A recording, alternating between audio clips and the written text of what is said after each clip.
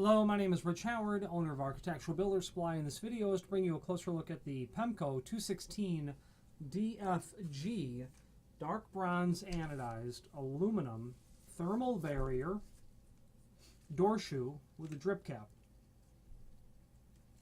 That's what it looks like in profile. So the 216 is representative of the fact that this is a U-shaped door bottom with an integrated drip cap, as you can see here. The D means it's in the dark bronze finish.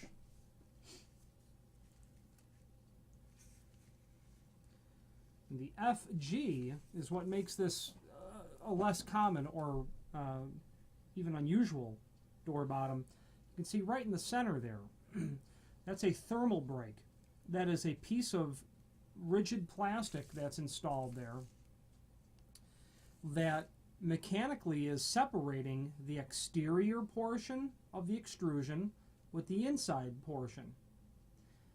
The point of that is that rigid plastic thermal break between the outside and the inside provides exceptional protection against the transmission of temperature from one side to the other. So if it's excessively cold outside, it's not going to be transferred to the inside face of it because of that piece of plastic thermally breaking the two pieces. That's the purpose of that. Not very common to use, but is known to be extremely effective at doing so. Door bottoms are made with thermal breaks.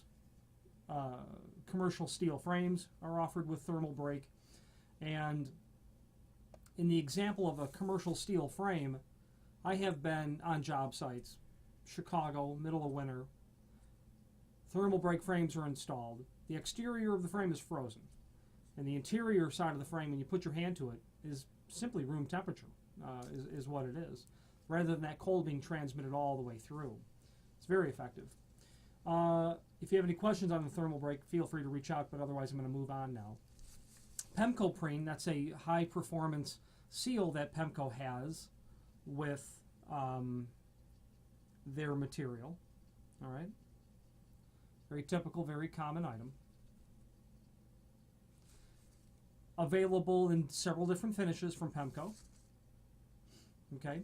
Now, dimensionally, there is an image below this video showing everything important about it. Let's go over that now. First of all, this is 4 1 3/4 thick doors.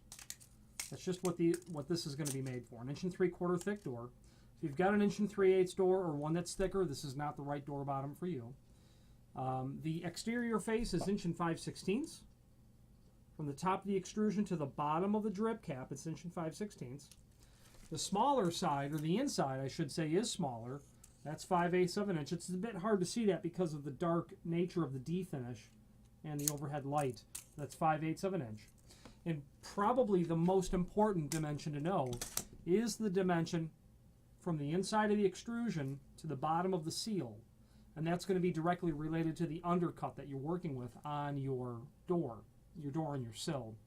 You've got to, that's the first answer that you've got to determine. The first question has to be answered is, what undercut are you working with? If you've got something much smaller than that, this is not going to work. Simply put, you won't be able to get all that in there because this dimension is, again, 1/2 inch. So if you're designing a door new, build that undercut into it. Allow for this to fit.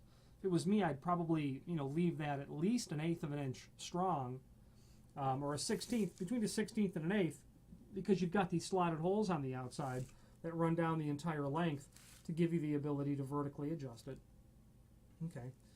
Moving on after that, you might be able to hear them rattling around.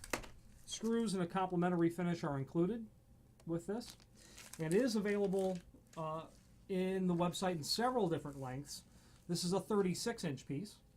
And if you have need for a custom length, by all means let us know by ordering the next longest piece or pieces and indicating in the comment field what length you'd like for us to cut it back to.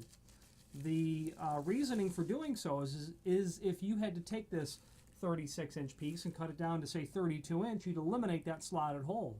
And the next one's all the way over here, and it's kind of You know, it's nice to have those slotted holes to give you that vertical adjustment or the ability to tailor for something that's not quite level.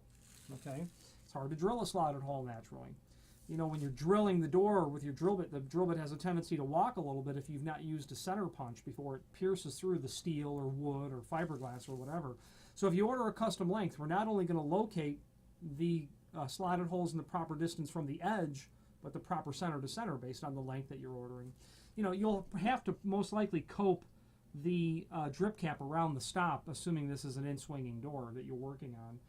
So getting it at least cut the length is a real good idea. And if I was going to install this, I would cut it to the actual door size.